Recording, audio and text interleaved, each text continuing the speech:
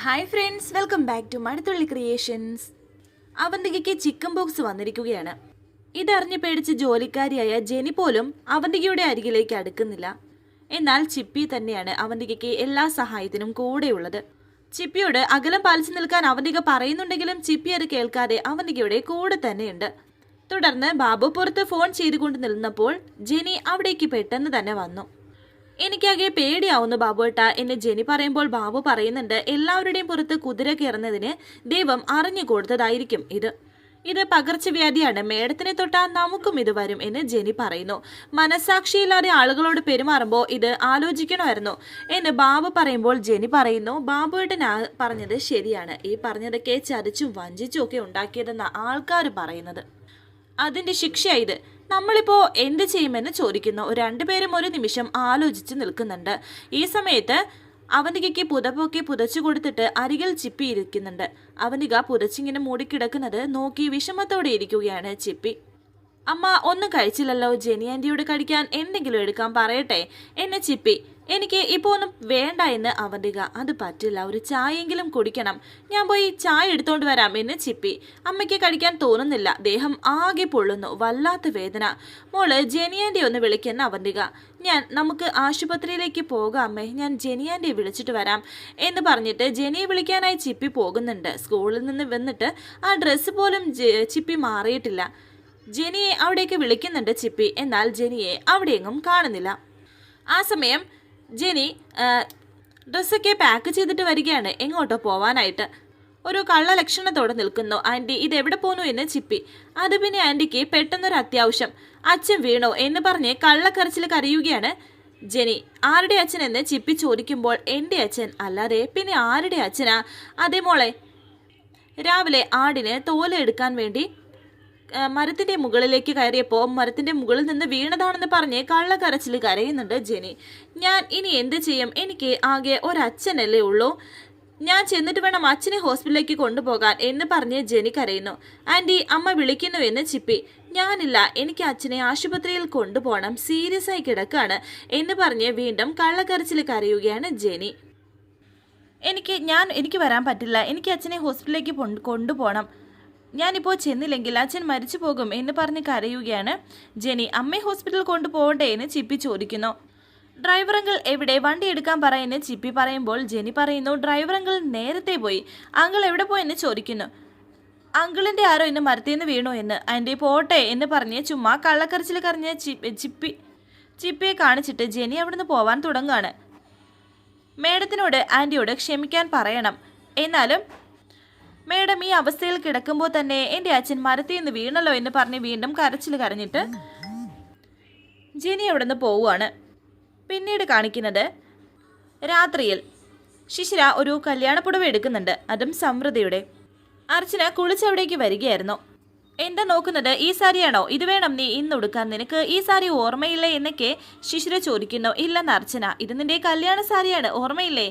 അന്ന് dress select ചെയ്യാൻ പോയപ്പോൾ അവൻ സെലക്ട് ചെയ്തത് വലിയ വിലയുള്ള ഒരു സാരി ആയിരുന്നു, പക്ഷേ നിനക്ക് അതല്ല ഇഷ്ടമായത്, നിനക്ക് അത്രയും വിലയുള്ള സാരി വേണ്ടെന്ന് പറഞ്ഞ് വാശി പിടിച്ചിട്ട് നീയാണ് ഈ സാരി സെലക്ട് ചെയ്തത്. നിന്റെ ഇഷ്ടത്തിന് അവൻ എതിരെ പറഞ്ഞില്ല, നിനക്ക് ഇഷ്ടമായതുകൊണ്ട് അവന് ഇത് മതിയെന്ന് പറഞ്ഞു. അതുകൊണ്ട് ഇന്നത്തെ ദിവസം നീ ഇതാണ് ഉടുക്കേണ്ടത്. എന്തിനാ ഇതൊക്കെ എന്ന് അർച്ചന ചോദിക്കുമ്പോൾ ശിശിര പറയുന്നു, അമ്മ പറഞ്ഞത് നിനക്ക് ഓർമ്മയില്ലേ, കുറച്ചു കാലം നിനക്ക് സുഖമില്ലായിരുന്നു, നിനക്ക് വേണ്ടി ഗോകുൽ ഒരുപാട് കഷ്ടപ്പെട്ടു, ഭാര്യ അടുത്തുണ്ടായിട്ടും ആ സുഖവും സന്തോഷവും അവനില്ലായിരുന്നു. അതെല്ലാം നിന്നെ സങ്കടപ്പെടുത്താതിരിക്കാനാണ്. പക്ഷേ ഇപ്പോൾ അതെല്ലാം മാറി, നഷ്ടപ്പെട്ട ആ പഴയ സങ്കടം ഇനിയെങ്കിലും തിരിച്ചു കൊടുക്കണം. സന്തോഷം. ഈ ലോകത്ത് അവൻ ഏറ്റവും കൂടുതൽ നിന്നെയാണ് സ്നേഹിക്കുന്നത്. വീണ്ടും ഒരു രണ്ടാം ജന്മം പോലെ പുതിയ ജീവിതം തുടങ്ങുമ്പോൾ അതിന് ഈ സാരിയല്ലേ നല്ലത് എന്നൊക്കെ ശിശിര പറയുന്നുണ്ട്. ഈ സാരി കല്യാണത്തിനല്ലേ ഉടുക്കുന്നത്, അല്ലാതെ എന്നെ അർച്ചന അങ്ങനെ എന്നും ഉടുക്കാനല്ലല്ലോ, ഇന്നത്തെ ദിവസമല്ലേ, ഇന്നത്തെ ദിവസത്തിനൊരു പ്രത്യേകതയുണ്ട്. എന്താണെന്ന് അർച്ചന, ഗോകുൽ നിന്നോട് പറഞ്ഞില്ലേ, അവൻ മറന്നതായിരിക്കും. ഇന്ന് നിങ്ങളുടെ വെഡിങ് ആനിവേഴ്സറിയാണ്, അപ്പം പിന്നെ ഒരു പുതിയ ജീവിതം തുടങ്ങാൻ ഇതിലും നല്ല ദിവസം വേറെയില്ല. വെഡിങ് ആനിവേഴ്സറിക്ക് കല്യാണ സാരി ഉടുത്ത് മുറിയിലേക്ക് ചെല്ലുന്നതാണ് ഏത് ഭർത്താവിനും ഇഷ്ടം, അമ്മയുടെയും ആഗ്രഹമാണെന്ന് പറയുന്നു. അമ്മ അങ്ങനെ പറഞ്ഞു എന്ന് അർച്ചന ചോദിക്കുമ്പോൾ പിന്നെ അമ്മ പറയാതെ എൻ്റെ ഇഷ്ടത്തിന് ഞാനിതൊക്കെ ചെയ്യുമെന്ന് നിനക്ക് തോന്നുന്നുണ്ടോ? അമ്മ എന്നെ പറഞ്ഞ് ഏൽപ്പിച്ചതാണ് ഇതൊക്കെ. നീ ഈ സാരി ഉടുത്ത് ചെല്ലുന്നത് അവന് ഇഷ്ടമാവും, വാങ്ങിക്കുക എന്ന് പറഞ്ഞ അർച്ചനയ്ക്ക് ശിശിര ആ സാരി കൊടുത്തു. അർച്ചന അത് വാങ്ങിച്ചു. ഈ സാരി ഒന്ന് ഉടുക്ക്, എങ്ങനെയുണ്ടെന്ന് നോക്കാലോ. എത്ര നാളായി ഗോകുൽ നിന്നെ ഇങ്ങനെ സന്തോഷത്തോടെ കണ്ടിട്ട്? നിനക്ക് വേണ്ടി എത്രയോ ദിവസം ഗൂഗിൾ മറ്റൊരു മുറിയിൽ ഒറ്റയ്ക്ക് ഉറങ്ങിയതാണ്. അവന് വേണ്ടി നിനക്ക് ഇതെങ്കിലും ചെയ്തൂടെ? ഈ സാരി ഉടുക്കുമ്പോഴത്തേക്കും ഞാൻ വരാം എന്ന് പറഞ്ഞ് ശിശിര അവിടെ നിന്ന് പോയി. അർച്ചന ആ സാരിയൊക്കെ എടുത്ത് നോക്കുന്നുണ്ട്. ഗൂഗിളാണ് തന്റെ ഭർത്താവ് എന്ന് അർച്ചന ഇപ്പോൾ വിശ്വസിക്കുന്നു. ശേഷം കാണിക്കുന്നത് രാജീവിനെ ശിശിര ഫോൺ ചെയ്തു. രാത്രി ഉറക്കമില്ല എന്ന് ചോദിക്കുന്നു. ഒരു കേസ് ഒന്നുകൂടി സ്റ്റഡി ചെയ്യാനുണ്ടായിരുന്നു എന്നൊക്കെ പറയുന്നു. എപ്പോൾ വിളിച്ചാലും കേസ്, കോടതി ഇതല്ലാതെ രാജീവേട്ടന് വേറൊന്നും പറയാനില്ല എന്ന് ശിശിര ചോദിക്കുന്നുണ്ട്. തനിക്കെന്തോ എന്നോട് പറയാനുണ്ടല്ലോ എന്ന് രാജീവ്. ഞാൻ അമ്മയോട് നമ്മുടെ കാര്യം സംസാരിച്ചു എന്ന് ശിശിര പറയുമ്പോൾ രാജീവ് ആകാംക്ഷയോട് ചോദിക്കുന്നുണ്ട്. എന്നിട്ട് ഏകദേശം നമ്മുടെ റൂട്ട് ക്ലിയർ ആയിട്ടുണ്ട് എന്ന് ശിശിര. അപ്പോൾ തടസ്സങ്ങൾ മാറിയോ എന്ന് രാജീവ്. ഏകദേശം ഇന്നത്തെ രാത്രി കഴിഞ്ഞാൽ ആ തീരുമാനത്തിൽ ഒരു തീരുമാനം കൺഫേം ചെയ്യാം എന്നൊക്കെ ഇങ്ങനെ പറയുന്നുണ്ട്. ഇന്നത്തെ രാത്രിയോ? അതിന് ഇത്ര പ്രത്യേകത എന്താണെന്ന് രാജീവ് ചോദിക്കുന്നു. പ്രത്യേകതയുണ്ട്, അത് ഞാൻ നേരിട്ട് പറയാമെന്ന് ശിശിര. അതെ, നാളെ ഒന്ന് കാണാൻ പറ്റുമോ എന്ന് ചോദിക്കുന്നു. ഞാൻ നോക്കട്ടെ, എനിക്ക് വേറൊരു ഫോൺ കോൾ വരുന്നു, ഞാൻ പിന്നീട് വിളിക്കാം എന്ന് പറഞ്ഞ് രാജീവ് ഫോൺ വെച്ചു. എന്തൊരു കഷ്ടമായത്, എപ്പോൾ വിളിച്ചാലും നേരെ ചെവ്വേ ഒന്ന് സംസാരിക്കാൻ പോലും പറ്റത്തില്ല എന്ന് പറഞ്ഞ് ദേഷ്യത്തോടെ ശിശിര ഇരിക്കുന്നുണ്ട്. ശേഷം കാണിക്കുന്നത് രാത്രിയിൽ ഒരു ഗ്ലാസ് പാലുമായിട്ട് അർച്ചനയുടെ മുറിയിലേക്ക് വന്നിരിക്കുകയാണ് ശിശിര. സമൃദ്ധ എന്ന് പറഞ്ഞ് വിളിക്കുമ്പോൾ വാതിൽ ചാരിയിട്ടേ ഉള്ളൂ അകത്തേക്ക് വരാനായി പറയുന്നു. സമൃദ്ധയുടെ കല്യാണ സാരി അർച്ചന ഉടുത്തിരിക്കുകയാണ്. നന്നായിട്ടുണ്ടോ എന്ന് ചോദിക്കുന്നു. എൻ്റെ ഈശ്വര, എനിക്കിത് വിശ്വസിക്കാൻ കഴിയുന്നില്ല. ഈ ഒരു വേഷത്തിൽ നിന്നെ കാണുമ്പോൾ ഏതൊരു കല്യാണ പെണ്ണും തോറ്റുപോകും. ഇത് കാണുമ്പോൾ അന്നത്തെ കല്യാണ ദിവസമാണ് എനിക്ക് ഓർമ്മ വരുന്നത് എന്ന് ശിശിര പറയുമ്പോൾ അർച്ചന പറയുന്നു. ഇതൊന്നും വേണ്ടായിരുന്നു, എന്തോ ഭാരം വലിച്ചു കിട്ടിയതുപോലെയാ എനിക്ക് തോന്നുന്നത്. എനിക്ക് ഒരു സുഖവും തോന്നുന്നില്ലെന്ന് അർച്ചന. ആര് പറഞ്ഞു? ഇത് അടിപൊളിയാണ്. ഈ സാരിയിൽ നിന്നെ കാണുമ്പോൾ തന്നെ ഗോകുലിൻ്റെ മനസ്സിളകും. ശരിക്കും ആദ്യ രാത്രിയെ പോലെ തന്നെ. ഇനി കുറച്ച് മുല്ലപ്പൂവും കൂടി വെക്കണം, ഞാനിപ്പോൾ എടുത്തു തരാം എന്ന് പറഞ്ഞിട്ട് ശിശിര അർച്ചനയുടെ തലയിൽ മുല്ലപ്പൂ ചൂടി കൊടുക്കാൻ തുടങ്ങുന്നു. ഇതിൻ്റെ ആവശ്യമില്ല, എന്തൊരു നാണക്കേടാ ഇത്, എനിക്കിത് വേണ്ട, മാറ്റി വെച്ചേക്കുന്ന അർച്ചന. അങ്ങനെ പറയരുത്, ആണുങ്ങൾക്ക് മുല്ലപ്പൂവിൻ്റെ മണം വലിയ ഇഷ്ടമാണ്. സത്യത്തിൽ നീയാണ് ഭാഗ്യവതി.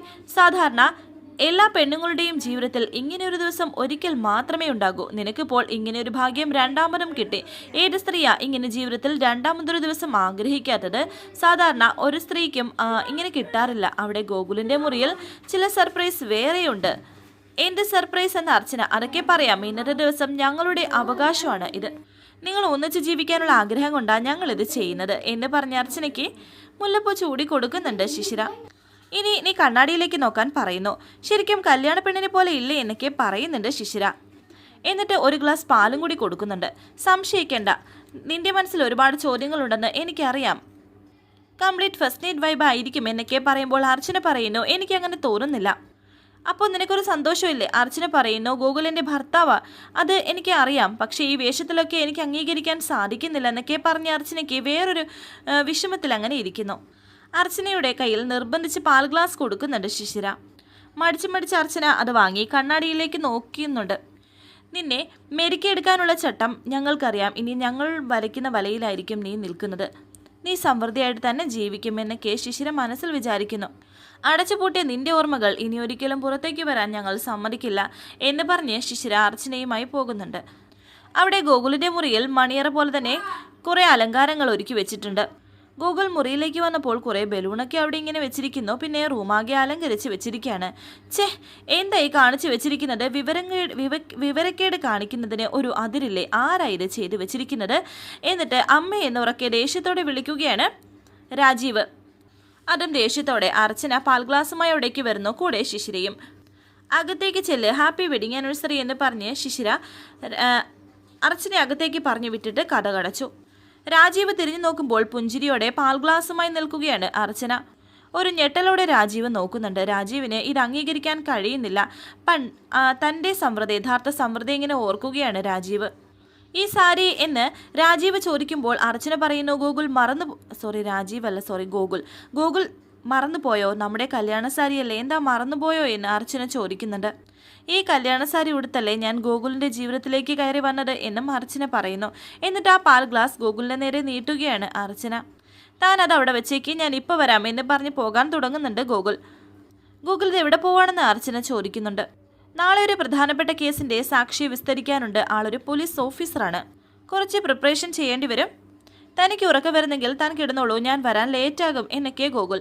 ഈ പാൽ എന്ന് പറഞ്ഞ അർച്ചന ഗോകുലിന്റെ കയ്യിൽ പാൽ കൊടുത്തു. ഗോകുലാണെങ്കിൽ അത് വാങ്ങിച്ച് അവിടെ വെച്ചു. ഈ ലൈറ്റ് ഓഫ് ചെയ്യണോ എന്ന് ചോദിക്കുന്നു. വേണ്ടെന്ന് അർച്ചനയും. അങ്ങനെ അർച്ചന അവിടെ ഇരിക്കുന്നുണ്ട്. രാജീവ് പുറത്തേക്ക് ഇറങ്ങി. ദേഷ്യത്തിലാണ് രാജീവ്. ശിശിരയോട് ദേഷ്യത്തോടെ അമ്മ ചോദിക്കുന്നുണ്ട്, ഇന്നത്തെ ദിവസം തന്നെ ചാടിക്കേറി ഇത് ചെയ്യണമായിരുന്നോ എന്ന്. ശിശിര പറയുന്നു, അമ്മയല്ലേ പറഞ്ഞത് ഇന്നത്തെ ദിവസം അവർ ഒരു മുറിയിൽ ഉറങ്ങണമെന്ന്. ഞാൻ അത് പ്രാവർത്തികമാക്കി, അത്രേ ഉള്ളൂ. കഴിഞ്ഞ ദിവസം അവൻ്റെ എന്ന് തല്ല് കിട്ടിയത് നിനക്ക് ഓർമ്മയില്ലേ എന്ന് അമ്മ ചോദിക്കുമ്പോൾ ശിശിര പറയുന്നു, അമ്മേ ഇത് അതുപോലെയല്ല. മൊത്തത്തിൽ ഒരു ഫസ്റ്റ് നൈറ്റിൻ്റെ സെറ്റപ്പാണ് ഞാൻ അവിടെ റെഡിയാക്കിയിരിക്കുന്നത്. അതിൽ അവൾ വീണു. ആണാണെങ്കിൽ അവന് വീഴുമെന്ന് പറയുന്നുണ്ട്. ദേഷ്യത്തോടെ ഗോകുൽ അവിടേക്ക് വരുന്നു. ഭയത്തോടെ രണ്ടുപേരും ഗോകുലിനെ നോക്കുന്നുണ്ട്. എടി, നിങ്ങൾ എന്തായി കാണിക്കുന്നത്? നാടകമാണോ അതോ ബാലയാണോ? എൻ്റെ ജീവിതം വെച്ചാണോ നിങ്ങൾ കളിക്കുന്നത്? സമൃദ്ധിയുടെ കല്യാണ സാരി ഉടുപ്പിച്ച് ഒരു ഗ്ലാസ് പാലും കൊടുത്ത് എൻ്റെ മുറിയിലേക്ക് അവളെ കയറ്റിവിട്ടാൽ എൻ്റെ ഭാര്യയാകുമോ അവള്? ആകുമെന്ന് ദേഷ്യത്തോടെ ഗോകുൽ. എന്താ ആകാത്തത്? അവളുടെ മാനസിക പ്രയാസം മാറിയില്ലേ എന്നെ ശിശിര പറയുമ്പോൾ അമ്മ പറയുന്നു, മോനെ ഇന്നു മുതൽ നിങ്ങൾ ഒന്നിച്ചുറങ്ങണമെന്ന് ഞാനാണ് ഇവളോട് പറഞ്ഞത്. അവളുടെ പ്രയാസങ്ങളെല്ലാം മാറിയില്ലേ? നിങ്ങളൊക്കെ എന്താ അമ്മ വിചാരിക്കുന്നത്? ഇതെന്താ മാജിക് ആണോ? താൻ ആരാണെന്ന് പോലും അറിയാത്ത ആ പാവത്തിനെ നിങ്ങൾ ബ്രെയിൻ വാഷ് ചെയ്തു. അപ്പോൾ ഞാനോ? എന്നെക്കുറിച്ച് ഓർത്തോ നിങ്ങൾ? ഞാനൊരു മനുഷ്യനല്ലേ?